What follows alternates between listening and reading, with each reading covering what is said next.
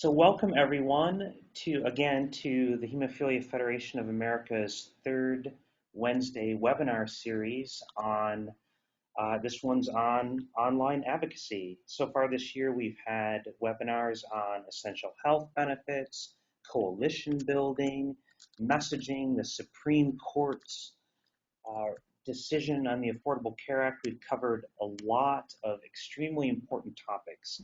And tonight is no different. When we took a survey of our membership late last year, online advocacy was one of the top rated topics. Our membership said that they really want to know how to be more effective at advocacy through social media, through Facebook, through Twitter.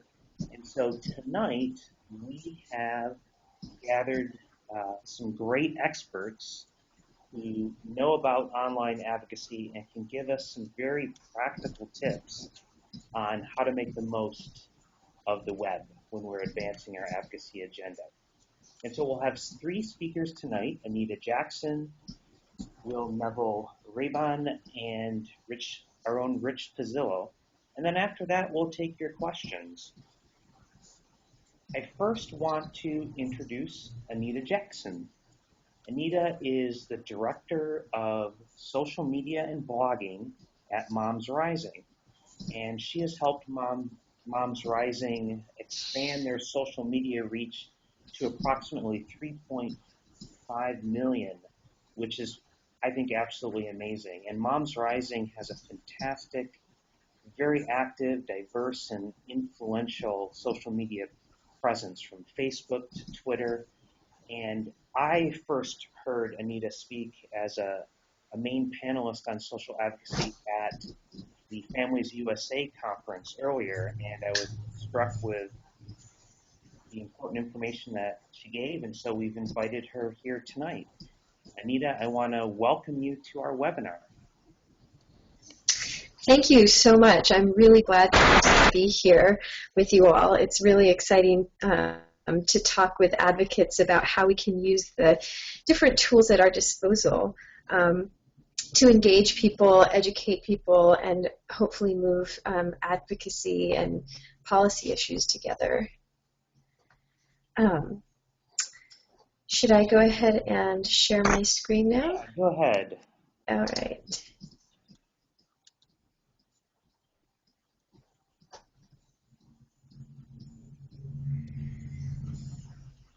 So it looks like it's loading up here.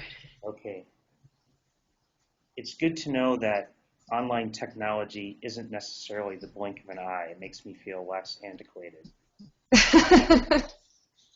It looks like it's not. Actually, are you seeing my screen or? I am not seeing your screen right now. Can we try it again, maybe? Sure.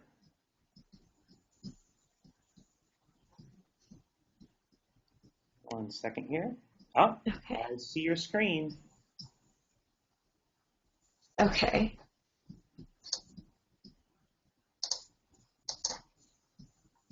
Can you see my slide right there, Growing Grassroots? Yep, and I like the super M symbol on there. Terrific. Okay. Okay, so take it away, Anita. Great. Well, so I'm so glad to be with all of you. Let me tell you a little bit about Moms Rising to start off with.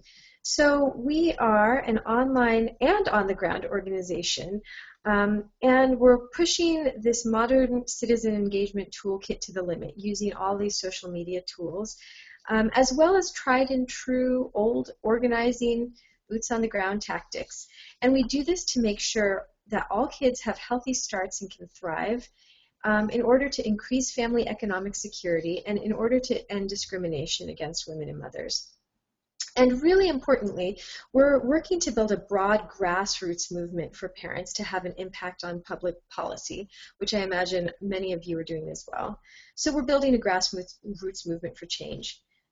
So we'll take a moment here to see who is part of the Moms Rising movement. And when I do this in a live auditorium, I generally ask everyone who is a mom, raise your hand. And then everyone who has ever had a mom, raise your hand. And then you can see the visual is very stark that we're all in this together. So the message is that Moms Rising is building a movement not just for moms or just for Moms Rising, but for all families and for everyone who's ever had a mom. And to build this movement, we're following the first rule of organizing, which is go to where the people are, to educate, to engage, to empower, and to activate and make change. And a huge percentage of our population is hanging out online. Of the 40 million moms with kids under age 18 in our nation, 35 million are now online. And that's a number that's projected to reach about almost 37 million by the end of this year. So at that rate, about 99% of American moms will be online by the middle of the decade. So who are those moms? And so this is a question that you might get. Who do you reach when you reach out online? Well, from the beginning, we've prioritized building a diverse and inclusive movement. So our members are young moms to grandmothers. They come from every state in the nation. They're rural, they're urban. They represent the racial and economic diversity of families in this country. And we've worked with many different organizations to make this possible. We have over 150 aligned organizations that we work with, that we partner with to reach out. So we've grown from 0 members in May 2006 to over 1 million members, moms, dads, grandparents, aunts, uncles today, over 1 million. And technology offers us really fast-moving tools that accelerates communication and impact. But getting people involved and engaged is not always easy. As you may know, we've identified 2 main barriers to modern engagement. One is that parents in particular have been traditionally hard to reach because people are busier than ever when they have kids, and that leaves very little time for activism. The second hurdle is that people are just awash with messaging. You might have noticed yourself that there's nearly unlimited television, cable, radio, internet, messaging, and ads coming at people all the time. And it's harder than ever to push our own messages through all the media noise. So to resonate with the public and with the traditional media, and to break through all the static and to be part of the debate and to get people involved, we've identified 5 key principles. So these 5 key principles to break through that static, the first one is stay nimble and responsive. Ride the waves of change in the news cycle as they go through the media instead of waving at them as they pass you by. 2, constantly and quantitatively test effective and creative strategic engagement opportunities. Test your messaging with members. Test 2 different messages, see which one you get more response to. Use that data to stay on target toward your long-term goals. And, be aware of what's not working. To be successful, Moms Rising has built an entrepreneurial organizational culture, and we prioritize experimentation. And we know 3 main things. One is that some experiments will fail, and they need a joyful funeral, we call them. We just let them go. Most experiments will move issues forward incrementally, and a very few will soar and be viral. So to find out what soars and what needs to be let go, we quantitatively test and evaluate everything. We're a metrics-driven organization. The third item here is maintain the dialogue. Be in dialogue with your constituency. And this is really important on social media, to not just broadcast. It can be really easy to get into the habit of scheduling your messages on Twitter and scheduling your messages on Facebook and just putting them out there. But it's really important to listen and respond when people reply back, because the huge value added that you have in social media is to have a public conversation. So to do this, we regularly publish the content of other experts, other organizations, leaders, community people, bloggers, along with publishing our own content. So being in dialogue by listening and sharing is what allows Moms Rising to be a new media outlet, and it builds our readership and it helps us grow our membership numbers ultimately. The fourth key principle is open as many engagement avenues as possible. People are busy and they need to choose what they have time to do in each given moment. And I'll talk about a little bit more about that in a second. And number 5, don't forget about joy and fun. Social media can be really fun, and it's great to be able to get this real-time feedback from folks. Um, and working together this way, it can be one of the most effective methods for engaging a wide number of people all at once and to be heard by leaders in the media. So I'm going to give you a couple of examples of citizen engagement that Moms Rising regularly opens for members. This gives you a concrete idea about how this works. So the first thing that we do is synergistically collaborate with aligned organizations. This slide shows you for some of our healthcare advocacy work. We partnered up with Georgetown Center for Children and Families and National Council of La Raza and First Focus to do blog carnivals, to do tweet chats on questions about the Affordable Care Act that our members were posing to us, and to identify issue experts who could engage with us and advise us behind the scenes on things like strategy, legislative timing, targeting, and effective messaging. We wanted to be sure not only that we were growing the movement, but that we weren't contradicting the messages of any of our major partners who were working on this advocacy policy. So we found that building these partnerships and having long-term relationships with the organization has really amplified our impact. One-click member advocacy, this might be what you think of when you think of an organization with an online presence. They send you an email and you see this red Take Action button. One-click actions have included not only petition signatures, but also giving people the option to send an email to a leader, to write a letter to the editor of a local newspaper, even to click to call. We've set up a program where people can click and be connected by phone to decision makers, and that's been really interesting and a different way for people to be able to take action. Citizen Presence Member Voice Proxy. This is one of our favorite components at Moms Rising because, like we said earlier, people are busy. It's hard for people to make it to legislative visits. So how can we represent their voices in a tangible way? Well, what we do is often when people click to sign a petition, we'll also include a proxy item to represent busy people who can't be there in person with the leaders. They've included member messages on stickers on apples for paid sick days, decoupage plant boxes, decorated messages on baby onesies, kids with giant life-size building blocks. All of these things not only are fun and help our members feel like there's some sort of physical representation of them, even if they can't be at a legislative meeting, it also instantly creates a terrific photo op.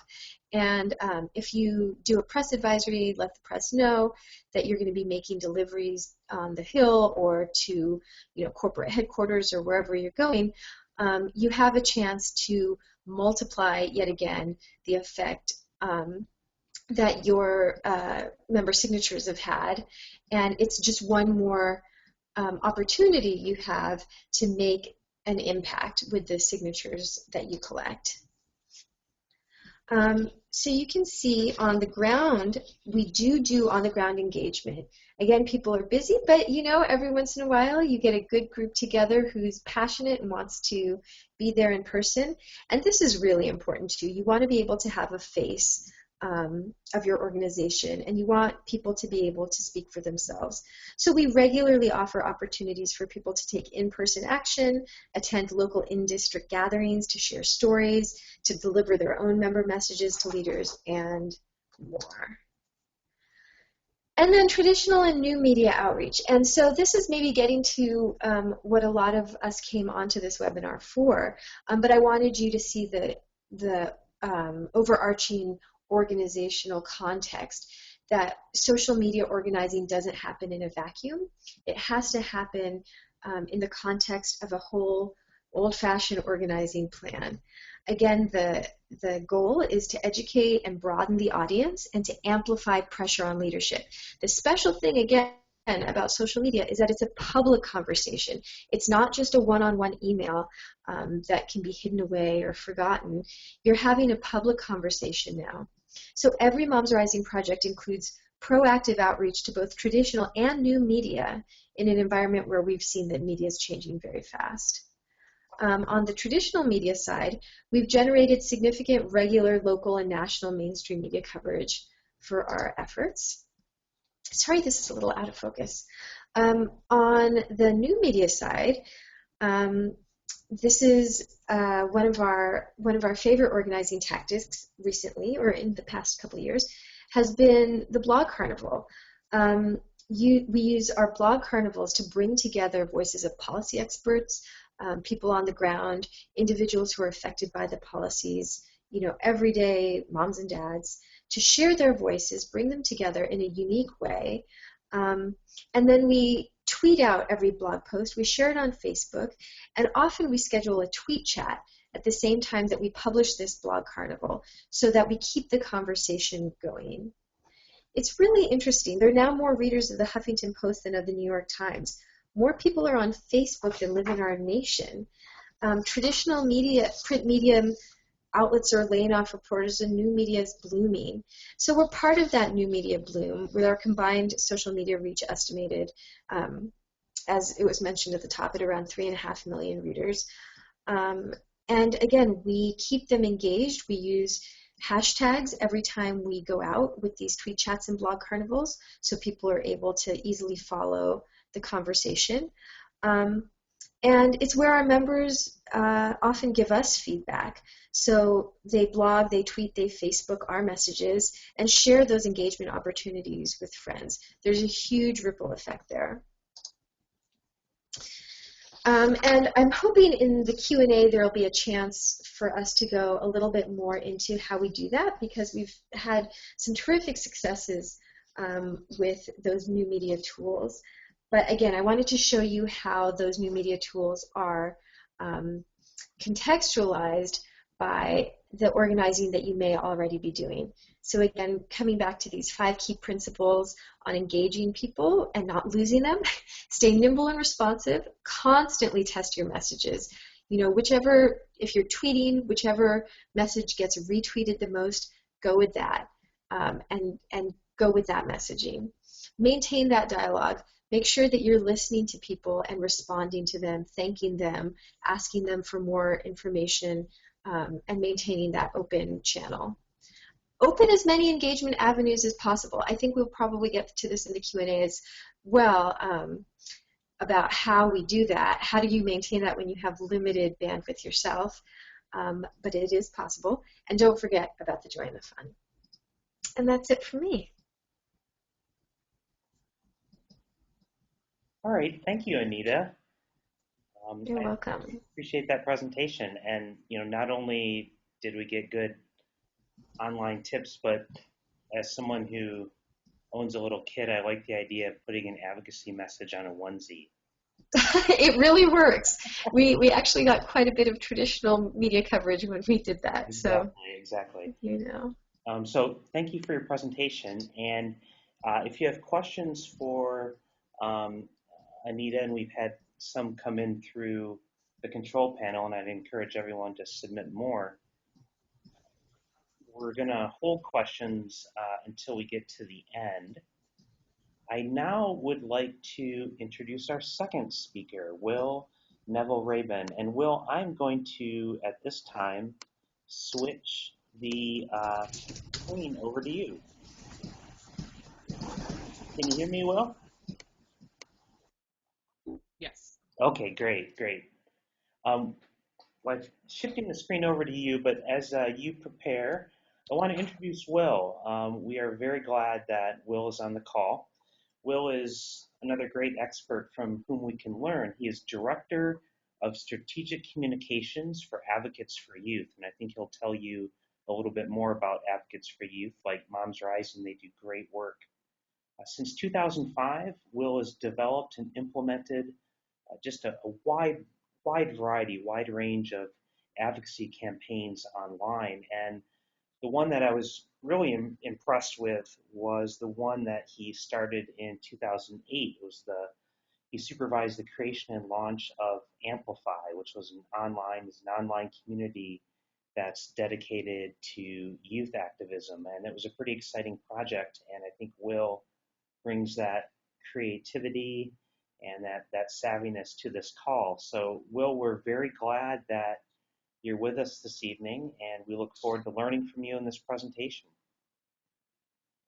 Absolutely. Thanks so much for having me. And Anita, thank you for all of the lessons learned. We're huge fans of Moms Rising. And so it's always kind of fun to get to have an inside look into the work of one of our phenomenal colleague organizations. One of the things... It's a little hard to hear you, Will, so if you can boost your volume a little bit, that might be helpful. Yeah, let me see if that's any better. That's great. That's perfect. Awesome. So again, thank you so much for the invitation to join you here. One of the things that I was thinking about, let me start with a little bit of introduction about Advocates for Youth for those of you who are not as familiar with our work. We are a DC-based nonprofit. We work at every level from local school board policy up through lobbying the UN or in-district work either around the US or around the globe. We focus on adolescent sexual and reproductive health and rights issues. So everything from teen pregnancy prevention, HIV prevention, sex ed policy, supporting young parents, LGBTQ rights, sort of a broad range of issues, and then sort of starting to work on even more kind of at the intersections of health equity and poverty, and sort of where educational attainment is possible. A huge portion of our work is with young people themselves. We are not a social services organization. We do a lot of work with youth activists who are doing youth-led social change on the ground in their communities and on their campuses. And then, like Moms Rising, also work with parents and policymakers and educators and health professionals to make sure that young people really have access to the information and services that they need to lead healthy lives. So part of what I find really exciting about the chance to talk about this stuff, first of all, just because I'm an enormous geek and I love it, but also because I think it's really great to be able to hear kind of the big picture strategy of what we're trying to do in terms of organizing. And I would completely echo everything that Anita says, that the key is to really realize that online organizing does not exist in a vacuum. Advocates uses what we call a roots to boots organizing model, which is sort of net roots to boots on the ground, and trying to make sure that in most cases we are, doing work on the ground, led by young people or in partnership with them, but also that there's an online component that allows us to reach other audiences and go broader than we otherwise would be able to. So as Anita said, go where the people are. And I think that's a huge part of why the focus, certainly in recent years, has been growing and growing on social media. And one of the questions as we were planning this call was, is using that for organizing different than using it just to be social? I would assume that most of us on this call are active on some kind of social media, whether that is Facebook or if it's Twitter, or if you're one of the people who is into sharing recipes on Pinterest, whatever that is, we're each bringing that kind of unique skill set and interest area to the table. And given the diversity of folks who are on the call, some of us are organizing in cohorts of volunteers, others are working within formal organizational structures. And one of the things that I think is really helpful to be clear about is just being willing to assess our capacity and talk about what we can do and do that well. I'm sort of here initially to give you permission to not try and do it all. It's important to experiment and to try new things, but it would be far better to do one or two things really well than to spread yourself too thin. And then the honest answer is that social media isn't always going to be the right answer, or certain types of social media. Your audience very well may be on Twitter. If you're doing community organizing work, whether or not the people you're working with are on Twitter, or if they're on Facebook, or if they're not online at all, those are questions you need to ask before you start spending time actually investing staff time and or money into one of these strategies. So really, what's your goal? Are you trying to get people to turn out to events? Are you trying to make people aware of your work? Are you trying to increase your membership base? Where is your audience? And then really echoing Anita's point as well, that social media is not about broadcast. This is about creating relationships. And those relationships are going to pay off over time, and they're going to be much, much stronger than just trying to educate people about your work in a passive, sort of press release model where we just have large email lists and we're sending out things in the hope that people will listen when they have the time. So part of what I wanted to talk about today was really looking at a couple of different social media channels and talking about some tips and goals for using each one. I'm happy to answer questions about others or doing a deeper dive in the Q&A. But I think one of the things is that it can get really overwhelming, right? There's always a new thing that we're reading about in the New York Times. Everybody is doing the trend story. What's next? All of a sudden, Pinterest is happening. And we're still learning how to use Twitter. And I think it's great to sort of sit back and see if something's going to be around 3-4 months in, if it's just a flash in the pan, or if you really want to dive in. Certainly we would have thought 5 or 6 years ago that MySpace was going to be around forever, and while it still has a really robust set of tools if you happen to be a band, I am not. I work at a public health organization. So for us, Facebook is a much better fit, and we actually stopped using MySpace completely about 2 or 3 years ago. So I do want to, again, just reiterate that you don't have to be everywhere. It's okay to kind of take that step back. You're not a bad person if you're not on Twitter. Although it's certainly a lot of fun. The other thing is making sure that you've got the right fit in terms of interest area for the staff person who's doing this. If you've got somebody who just doesn't like it, it's going to be hard to make sure that they're being effective on that channel. So looking at sort of the major pieces here, Facebook, Tumblr, Pinterest, Google, Google+, Twitter, YouTube video, Instagram, Flickr, all of these are going to have different pluses and minuses. If you want to be able to tap into real social networks with people who, in theory, they also know offline, Facebook is great. If you want to be able to exchange ideas around culture, cultural advocacy, there's a lot of really fascinating conversation happening on Tumblr that isn't happening elsewhere. Pinterest, again, is something that we're still gauging the viability of. I would assume for a group like Moms Rising, because of the demographics of that social network, it could be a really, really great fit. For us, for young people, it may not be, as viable an option. There are obviously questions between something like, do you use YouTube or do you use Vimeo? YouTube has a lot more social sharing options. Vimeo has some better professional features. Again, it's about what's your goal and who is the audience you're trying to reach. So I'm going to do a quick, very brief kind of 5-tip deep dive on Facebook, YouTube, and Twitter. And the thing that I love about Facebook, assuming that you're on there and you're relatively familiar, that when you sign in, you've got your news feed in the middle of your page. Mark Zuckerberg did us all a huge favor when it comes to organizing in that he finally found a way to make spam socially acceptable. The entire idea of the newsfeed is we're going to provide you with more information than you could possibly care about, and on the day that you're bored or have time to procrastinate or you're wondering what your high school sweetheart was up to, you're going to be poking around on Facebook, and you may encounter our content. So our job is to make sure that our content is in front of you as often as possible so that when you're bored, you have the chance to engage with us. Or when you see something that happens to pique your interest and connect with you, either because it's coming from a friend who you really trust or it's on an issue that you're passionate about, we have that moment to make that handshake digitally. You want to make sure that you're investing in Facebook pages. Some people are still using Facebook groups. Groups are useful in terms of organizing a small group of people, but what you're leaving at the door there is the ability to use the newsfeed as a broadcast mechanism. Pages are public, so when members are communicating with each other, that will then reach people in their news feeds. It will reach their friend networks, and you're leveraging not only your own social network, but the network of your network, which is really kind of that amplification that makes Facebook so valuable. Groups, on the other hand, are closed, and so while you can communicate with those 50 or 200 people, you're not going to be able to kind of passively reach their own contacts that may not have heard of your work, but could very well be interested. One of the things that's weird, Facebook is always messing with this algorithm in terms of what goes into the newsfeed. For any particular post, about 10% of the people who are fans of your page or who have liked your page or who are your friends will see that piece of content. That number goes up if it starts to have momentum behind it, and Facebook measures momentum by likes and by shares. So photos and videos perform better than just text. Text performs better if you ask a question. Give people reason to engage. Rather than just posting a link to a story from the Sacramento Bee, post it with a little bit of commentary. Hey, what did you think about this? Or this was our take, what about you?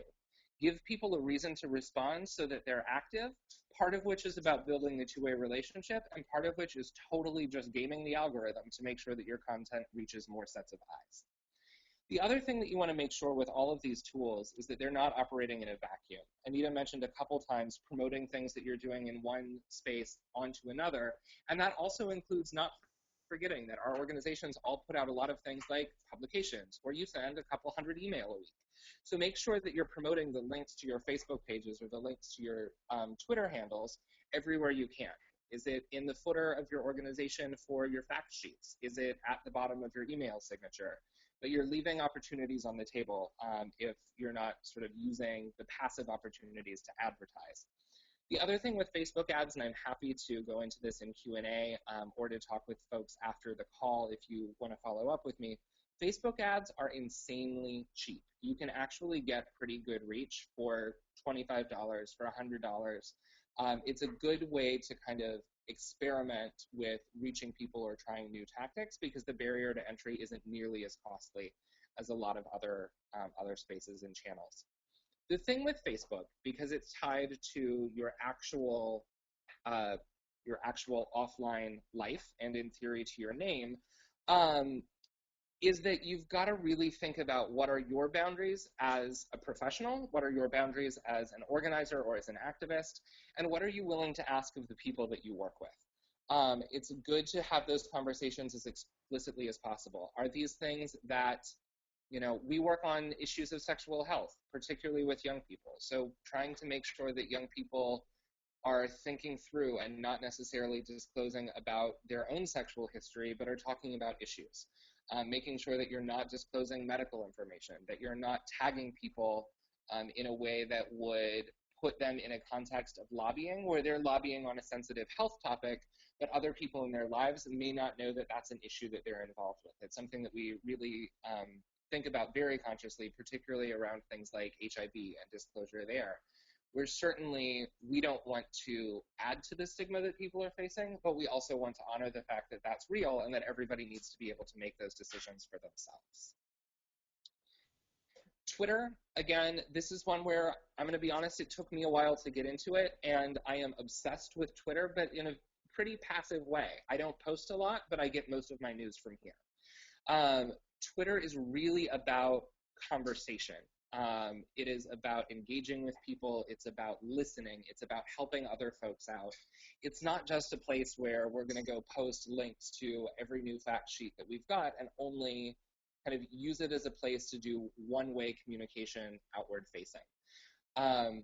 Don't stress about the jargon. It's filled with weird things, ats, retweets, modified tweets. You'll get it over time, but be willing to just give yourself that time to learn and experiment and listen. One of the things that is both a plus and a minus, tools like Hootsuite, which I can't recommend highly enough, which allows you to auto-schedule a number of your messages. I think Anita's right in that you don't want to only use auto-scheduling, but it's really hard to be able to be active on Twitter over the course of an entire day. And one of the things that we've found and that some research has borne out is that Twitter kind of comes in waves of activity and that things are more successful at various times of day. So morning, a lot of people are checking. Lunch, they get bored. After work, they're checking. But being aware that those cycles are going to be multiples because you'll have kind of one wave as the East Coast wakes up, another as the Pacific Coast starts to get involved. So you may want to be able to send out things, schedule something that's going out at 9 a.m. Eastern, something at 2 p.m., sort of in that after lunch lull, and then something that's hitting at 7 p.m. as people start to get home. You'll then want to sort of add to that as you're able, given both time and capacity, with the real-time interaction as much as you can with the other people who are out there. My biggest tip, and this certainly applies to other things as well as Twitter, but curate awesomeness. And what I mean by that is see this as a forum where you can start to provide a service to anyone who's following you. You want people to think about, hey, where can I go for that thing that's just going to be really cool? So it's not about only posting links to your own work, but post links to articles that you thought were particularly interesting about the field, interesting clips from The Daily Show, There's a reason that cat videos are the most popular thing on the internet, and there is nothing wrong with every once in a while just being like, you know what, this kitten is adorable and I wanted to share. It humanizes the people behind the scene and lets them know that there are people out there, they're laughing at dumb things just like I am. And maybe then people will start also sending you things. Certainly you don't want a Twitter feed that's 100% cat videos, but hopefully you'll start hearing about awesome work that's happening on the ground on your issue set or within the network that you're operating in. And it's always good to continue to follow as many people as you can, whether it's groups or individuals, because the more people you're following, the more that will be reciprocated and that they'll end up following you. Video, I think, is a really hard one. I'm going to not spend nearly as much time on this just because I think the barriers to entry are high. It takes time. It often takes money. Somebody on your staff has to be able to, at the very least, use iMovie on a Mac. It's not all that hard, but the number of times that at Advocates we have jumped in and tried to do a video project and 2 weeks later it's not done and the thing isn't timely anymore, it's a place where we have certainly not gotten this right. So posted is better than perfect. Get it done, make it easy, make it not require editing. If you can shoot it in 60 seconds with a flip cam and upload it automatically, that is way better than some sort of production. Usually because we don't know what's going to go viral, and neither do you. And therefore, you don't want to spend a ton of time making that one thing perfect that only ends up getting 31 views. In terms of getting more views, again, cross-pollinate. If you're posting something just on YouTube and hoping an audience will find you, it's probably not going to work. But if you have an email list, send it out to those folks, post it on your Facebook feed, send it out on Twitter, and continue to return to that sort of as a theme as long as you want to be pushing that video. Attention spans are short, right? There's some studies out that you may have as little as 15 seconds and certainly not more than about 90 to really capture someone's interest, which means a lot of times we have to fight our own tendencies to work up slowly into making a point. You need to put the ask up front. If there's something that you need somebody to do, lead with that. Make sure that you can get it into that first 15 seconds so that if people click away, they've already gotten the thing that you want them to know. Again, think about how you can use video to support your other strategies, but unless you're deciding that you really want to invest, that video is going to be a core competency for your work, it is, I would say, often more trouble than it's worth. There are some amazing organizations out there who are doing it, but it's hard to make 1 or 2 videos a year and hope that those are going to be the things that make your entire strategy sing. So again, just sort of being aware of what it comes down to. Email may be the most powerful thing we still have, right? Nobody's talking about it. Nobody's excited about it. It's certainly not the thing that they're writing trend stories about in the New Yorker, but it's one of the best tools we have because it's the people we know. It's the people that we have talked to. It's the people who we're closest to. And those are the people who are most likely to take action at any point in your mobilization. So don't be afraid to keep and update your own email list, even if you're just working in a group of 6 volunteers. Keep a spreadsheet and be able to just import it when you need it, copy and paste into Microsoft Outlook, and you're good to go.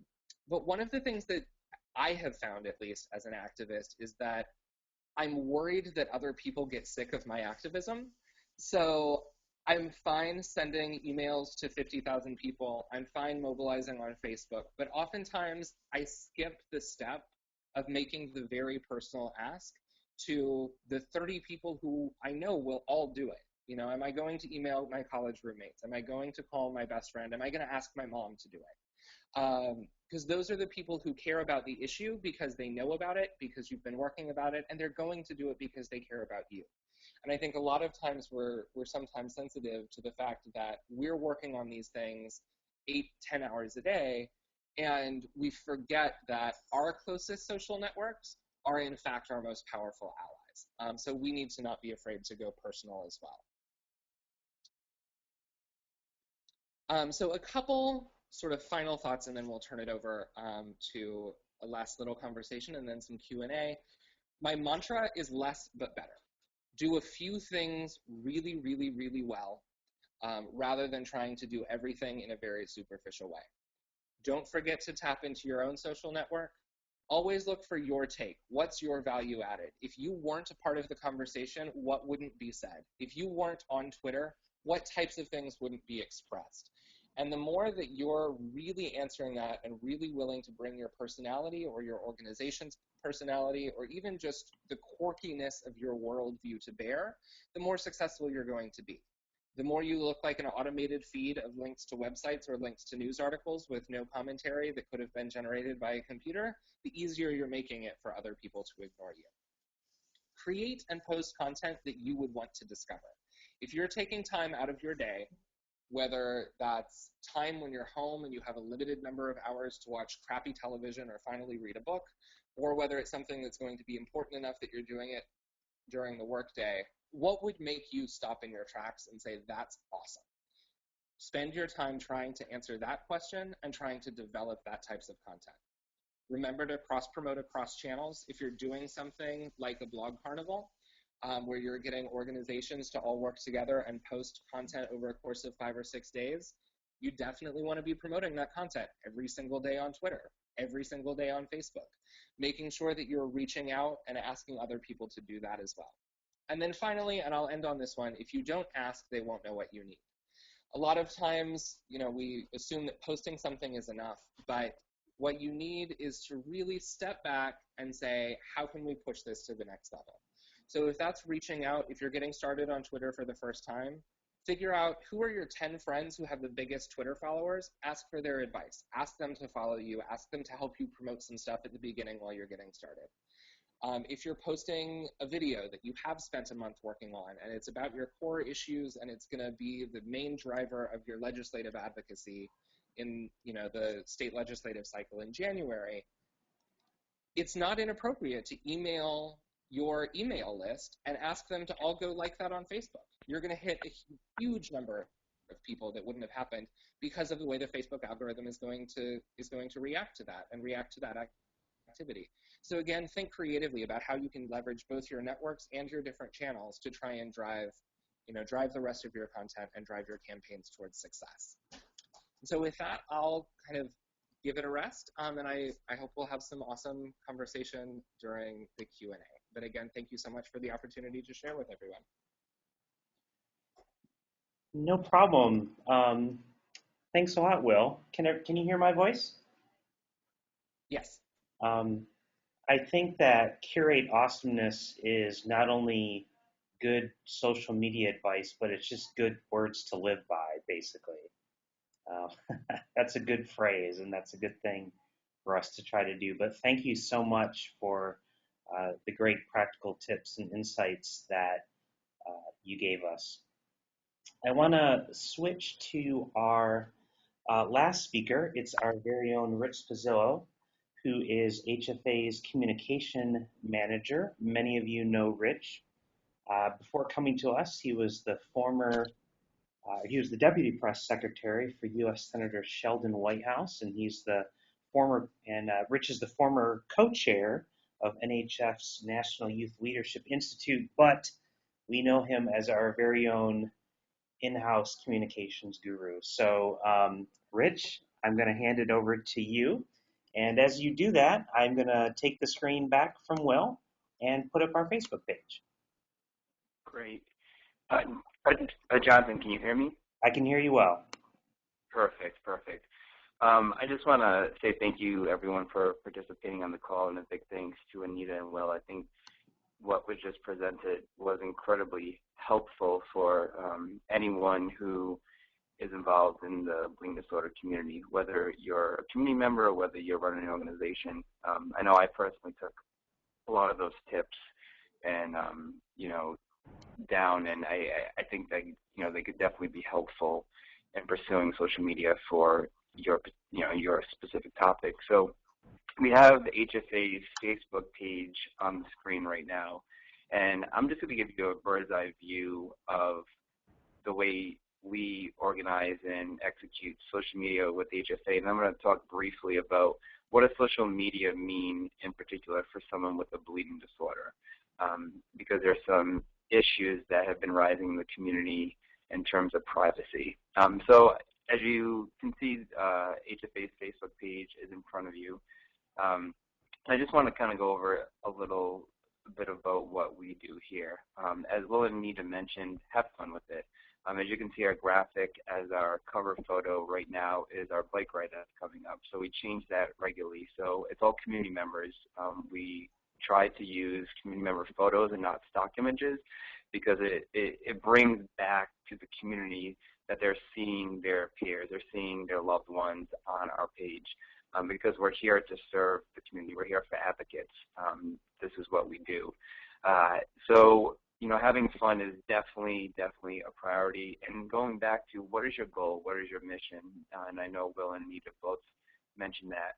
I think one thing in particular when looking at social media is using those creative new graphics. People like instant gratification, and graphics and pictures do really well versus words.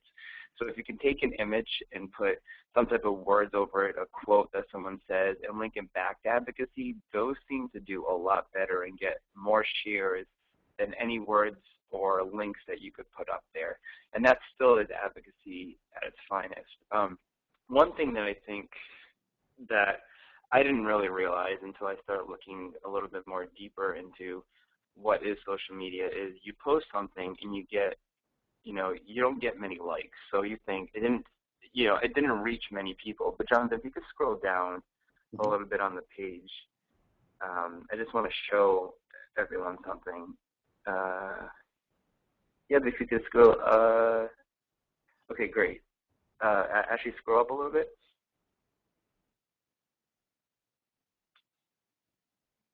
Yep, perfect, right there. So yesterday we posted a post that says, if you see it on the left-hand corner, the fall edition of Dateline will be about health and wellness, and we're looking for community member photos to put on our cover. Since I'm an admin, I could see how many people have seen the post. We only got 7 likes on it and 1 share, versus pictures where we can get up to 300-400 likes and 100 shares. So your initial instinct is, well, it didn't reach many people because only 7 people liked it. But when you're an admin of of an organizational page, you could see how many people actually it reached. And that post in particular reached about 1,000 people. And on top of that, the emails that I got were about between 30 and 40 of people emailing me with pictures. So I want to mention that because I think there is a mentality that because there's not a high number of likes on that particular post, it doesn't reach people. You know, it's not going very far, but that's actually not the case. People are seeing it, and I think a better way of measuring how well did it do is, in this case, I put my email out there, and people were actually emailing photos, and they still are. So I think, you know, when we're talking about advocacy, don't be so caught up with numbers and graphs and worrying that it's not actually reaching people, and don't be so caught up on the number of likes that it has. So social media is a relatively new concept in terms of, especially with those with a chronic illness, and in particular bleeding disorder. But I think it's a really unique way that people can connect. You know, we have annual meetings and we have local meetings, but social media is a great way where you can connect with others and other member organizations and share information. There are many groups out there that I see often where moms are constantly posting, and it's incredible to see the dialogue that they have where it's a banter on a daily basis. You know, my son just went to the emergency room and he had to have his port removed. And instantly there's, you know, 5 or 6 moms across the country that are giving advice about pain, that are giving advice about support, that are giving the numbers. And I think it's incredible that you have this type of support from moms or dads or loved ones, or even those that are living with a bleeding disorder from around the country. But that gets into the topic that I really want to touch upon, is the privacy issues. So these groups I'm referring to, these advocacy groups where, you know, I'm using the moms one in particular because that's a really active one that I see a lot of traffic in. So if you are looking to set up a group in particular that's something like this, I really recommend the privacy settings are, it has to be an invite only, because this is personal information that's going out. This is information that you really don't want to be shared with all your Facebook friends. Maybe because not everyone knows that your son or your daughter has a bleeding disorder, that you have a bleeding disorder. And some people are more open to share those types of things, and some people aren't. So you want to respect this privacy. So a lot of the way that these groups are ran is the privacy settings are set where it's an invite only. And once you're accepted into this group, only those that are a part of the group can see the postings. Because I've seen also, and I've heard a lot of people inside the bleeding disorder community can start posting on their wall and not realize that it's actually reaching more people. And the problem with this is, or tagging in photos. I know after summer camp, you started tagging all your friends with a needle in their arm infusing, which is great, but also just thinking ahead about respecting others, because when you're tagged in a photo on your personal page, even if you're not friends with the person that tagged the photo in, it still shows up on your news feed. So if you're tagging a photo of Johnny infusing at camp with their counselor, maybe Johnny's parents didn't want them tagged in that photo with a butterfly needle coming out of their arm. So just thinking about those privacy settings and what you're posting, I think is really good in terms of, for those living with a bleeding disorder. Also, medical information I would recommend not putting on. So if you're a member organization and you have someone that you see in your community that's posting a lot about, the cost of the clotting factor or a lot of, medical stuff, I would, recommend that those are the types of things too that could be a problem when these individuals end up going to college or going to get a job, because a lot of employees now are doing Facebook checks, are doing Google checks. I always recommend Googling your name, Googling your children's name, just to see what's out there. I Googled myself, and I was just flawed at how many things that people could learn about me. I mean, you could pretty much read my entire life story, which I didn't realize if you just Google my name. I looked at the time, and I know it's close to 8 o'clock, so I'm going to kind of end with that.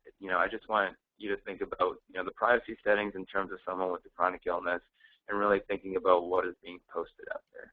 Jonathan, I'm going to turn it back over to you. Yeah, thanks a lot, Rich. I opened up your line, Anita, and I'm opening your line. Yep, we can hear you now, Anita, and I'm opening up your line too, Will, for this Q&A period.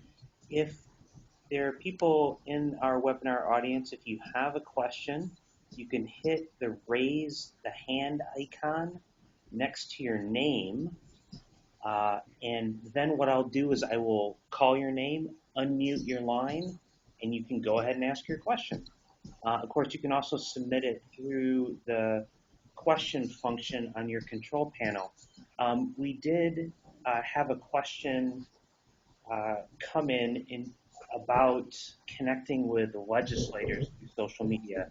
A lot of legislators, or maybe not a lot, some legislators still use fax machines, but many legislators are beginning to have their own page or advertise themselves through social media, Facebook, etc. And can you, or are there any ways to establish connections or a connection directly with a legislator, especially a state legislator, through Facebook, or is that not really worth the effort?